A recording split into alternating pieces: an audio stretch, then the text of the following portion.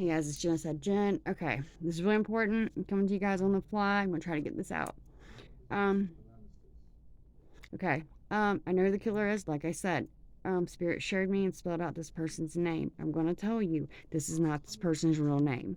Who they told the reporter they are, and told everybody and made it known for us all to believe where they lived next door in the apartments is not true. This is a false name. Um, I had this person's name spelled out. I Inan Ardrod Harsh. Okay, it sounds really interesting. Now I did pick up on the beginning. If you guys saw the other videos, there was something to do with dark magic, dark energy work, wizardry, like warlocks, witches, like bad intent. But with that kind of power, like people do get gifts, but they don't have to use them for good. Okay, they don't always. Like I consider myself a light worker, and I said this in the beginning.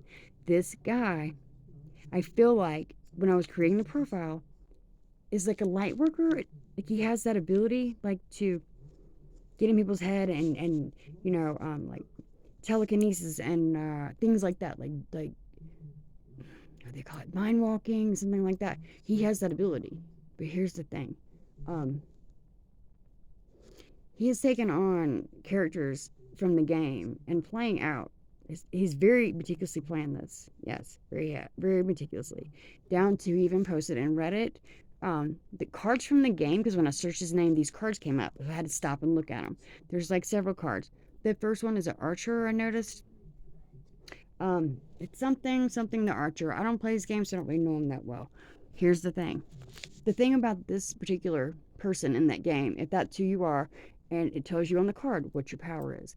This person's specific power, trait in the game is the ability, an archer, to hit their target or take out their target.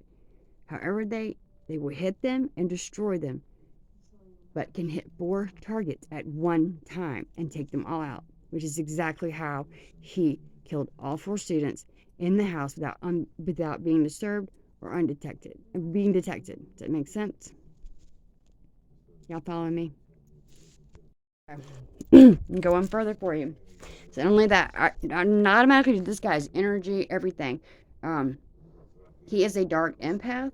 This is like the real spiritual warfare. This is like the real thing. Serial killers and things like that, they are influenced by things of not of this realm, and they are not good. Um, People can get caught up in their false reality and things like that and go nuts. That's what he's doing. It's not the first time he's killed. It won't be the last. Like I said, he told us he had been charged with having DMA distribution, I think marijuana, maybe some kind of robbery, some charges. He's got DNA and prints on file with law enforcement. Now, run his prints and DNA. It's not going to come back to a guy named Inan Arjward Harsh. Those 3 names come from some of that comes from old literature, um, like things like Shakespeare, that type of thing. Also, there's another thing Dr. Phil talked about. It's a dark empath. I think we all knew this person was evil and really of some totally capable of inhumane, awful things. But the thing is this person is super dangerous because, one, um, they are like the worst personality, most dangerous personality type that anyone could be, because they are an empath. They are able to feel your emotion. They're able to read your mind. However, they're able to cater to your mind, to get you to believe their reality they're giving you, if that makes sense. It's like a master manipulator. It's 3 things. It's 3 narcissism, uh, uh, psycho, like a psychopath. They are a psychopath. They're also a narcissist, but they're also, it begins with the M, and it has to do based off of a philosophy or literature from long ago, something with the M something. There's 3 things that make up the worst kind of empath, the most dangerous person. It's a dark triad. And those 3 things, that 3rd thing, is in the ability to master manipulate a situation and reality, to cognitively control and get in your people's head, which is what he's doing. This guy went up on TV and basically This guy was like sitting in there saying he's in his apartment. Look in the background. I happened to take a look.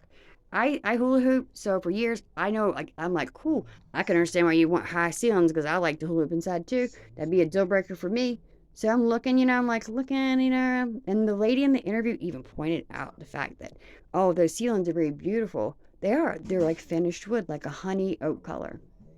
Look at the floors in the house at 1122 King Street in Moscow, Idaho, where the murders happened. Look at the crime scene footage. If anyone's done any 3D models, go back and look at them.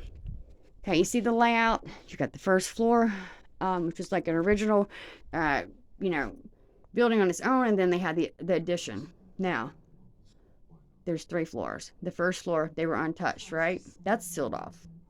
The second floor, you had, I believe, Ethan and Xana were there.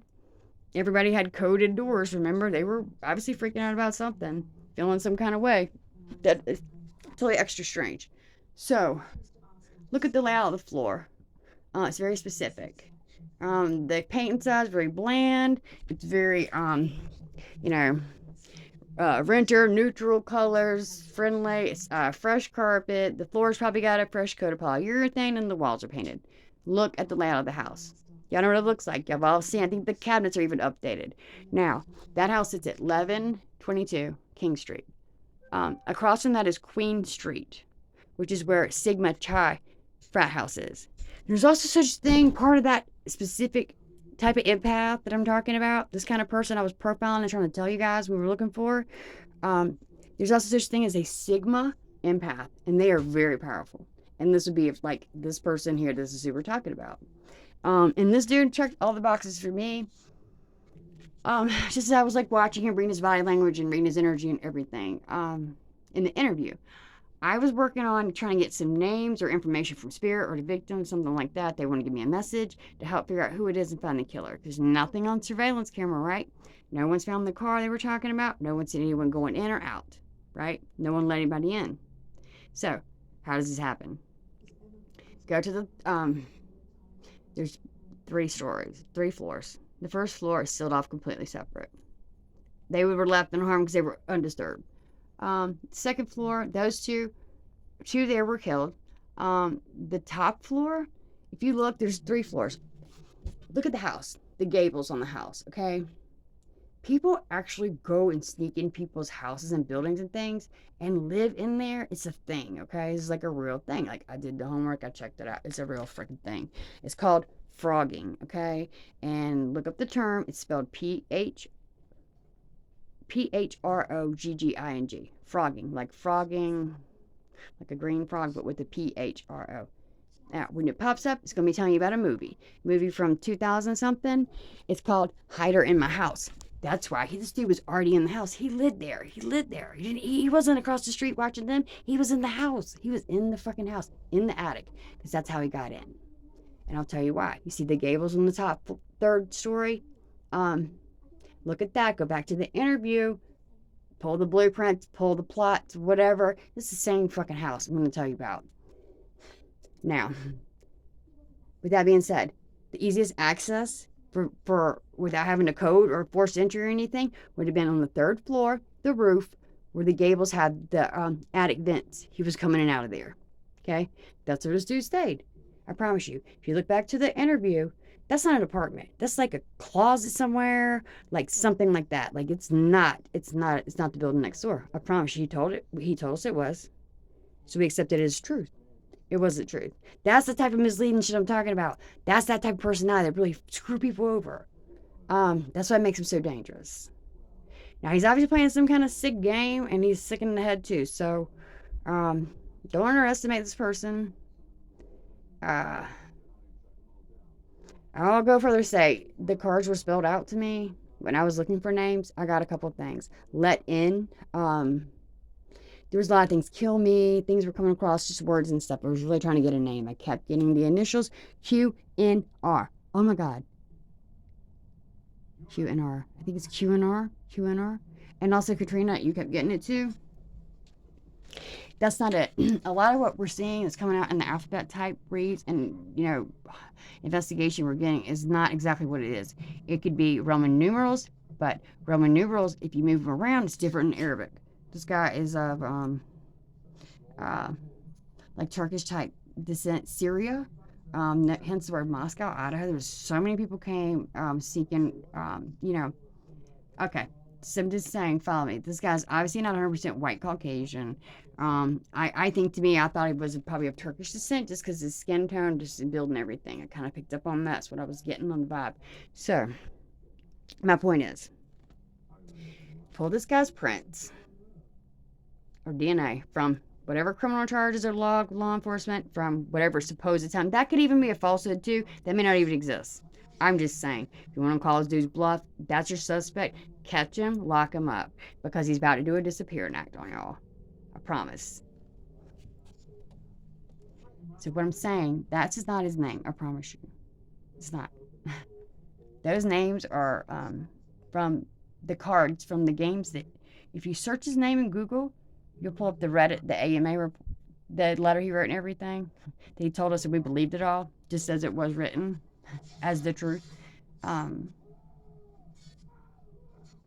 It also pulls up some cards, and I'm nosy, so I'm looking at the cards, guys. I'm telling you, the guy has planned this out. He's planned it out. He's planned out to the victims. It wasn't a specific, I don't think, attack on these specific people. I don't think it's rooted that far. He's just sick.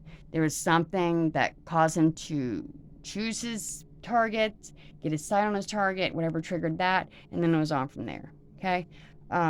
I feel like I felt from the beginning it was like a rejection, a shunning type thing. Don't trust, we do not know who this person is. Anybody can get on the news or be on the street and be like, oh yeah, I live there. No, you don't. No, you don't. You live in the fucking attic. Now, I'll blow your mind one more. Go to Google, type in. You guys all seen the blueprints, how the house looks at the crime scene. You get the idea of how it's done up and all, right? Laid out. And the yard and everything. Now, type in 1119 King Street, Moscow, Idaho. You're going to find a real estate virtual tour for that exact same house at 1122. It's the same exact property. Look at the interior, look at the floors, look at how it's laid out. There's so much. I'm telling you, this dude's been here the whole time. He's a frogger. He's been living in the house, creeping people out. Like, God only knows. Who knows what else he's going to do? Probably even responsible for more murders in the area than we know now. He's very smart, very manipulative, very powerful, like I'm saying, if you understand. It's like dealing with Satan's trickery and Satan's gifts that like really get people screwed over, like fall for, but in a person who's empathic, who can read your mind. Now, would you want to wage war with that person? Okay, I'm just telling you, this is what it is. I can't make this up. Like I said, the cards alphabet deck I had, and I shared it with my little sisters days ago. I said, this is the name I got, and I hadn't heard of this person before. But then I come on this interview, and I'm like, looking at this guy, just something about him was checking every freaking. All right, I hope I'm making sense. I'm going to throw up some pictures in here. Y'all can see what I'm talking about. Look up 1119. It'll be from 3 years ago. Idaho licensed real estate agent had this same property and house on for sale. It's been redone, sold over, fixed up for a rental property. It looks a lot better now. It's the same house. This guy's been there the whole time. He didn't need a key. He didn't need to be let in. Also, one more thing. There's also such thing as a Sigma empath. And I feel like it has had something to this whole fraternity thing. It all plays into this game. I think he pretty much telegraphed us out, wrote us a letter, and told us what his plan was, and just toyed with us. And if you watch him in the video, he gets so excited in his eyes and like, his innermost being. You can almost see the giddiness and the excitement, and it's a sick excitement like the person would get when they were committing that act. And it has to do with like in the game, like they believe these roles, like they are. It's a thing. But the reason he's like this is, if it all boils down to, if you want to profile him, why do serial killers kill? I feel like it comes from a abusive childhood, from the pain, and he went wrong. Whatever happened with his dad was bad, and it went wrong, and that's why he's the way he is now. You follow me? So, Mr. Inan Harsh, I've been knocking at your back door. We're coming to get you. Clink, clink, buddy. game over.